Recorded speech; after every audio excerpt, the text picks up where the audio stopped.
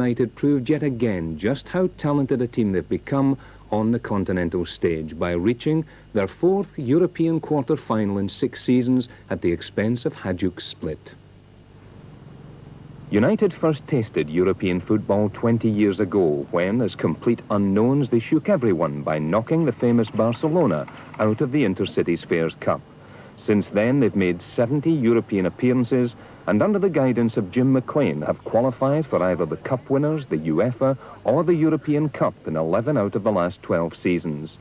But it was in season 81-82 that they really made their name as a team to be treated with the utmost respect outside of Scotland.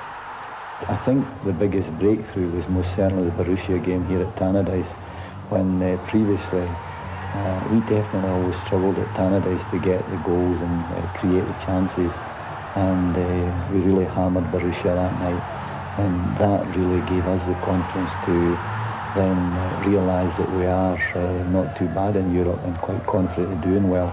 And I think that it shook a few foundations in some of the clubs abroad, because we became a club to be respected, and they talked about a lot more after that game. I think that from the beginnings, when really we approached it, that we were a club on the way up, and just excited at being there, we now honestly expect of ourselves to do well in Europe, and that is the standards that the players have reached and attained at this club. And I still think there's room for improvement yet, and obviously that's our aim, but the higher that we go, the more difficult it becomes. Although games like Borussia, Bremen and Monaco were the foundation of United's reputation, this season's success has been achieved in the face of problems that would have floored many a bigger club. There has been no Richard Gough and Davy Dodds right from the start. And in the Paul Jude Stadium on Wednesday evening, there was no Paul Hegarty, Maurice Malpas or Paul Sturrock. What made me proud of Wednesday was that I think that it's, without being rude to the players that played, it was the least amount of quality players that we had on the park, but they gave their all, and you can't ask for any more. So you must rate that really as highly as any performance in Europe? Well, if you take, at the end of the day, what you've got, and that one there very much pleased me with application and the 100% effort that the players gave, and technically, in my opinion, as I said previously, they did exceptionally well at destroying the game.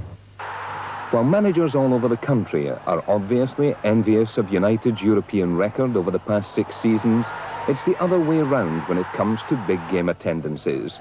The 3-0 win over Craiova, for example, drew in less than 11,000 fans.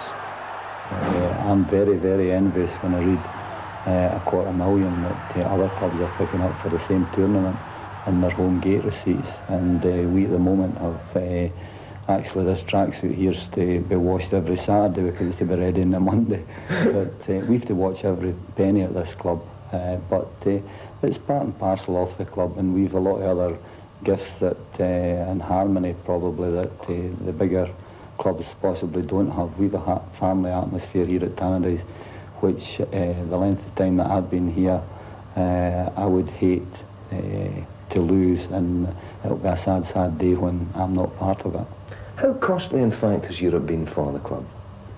Well, in all the times we've been in Europe, there's only 2 ties that we have made money out of any note at all, and that is Manchester United and Roma.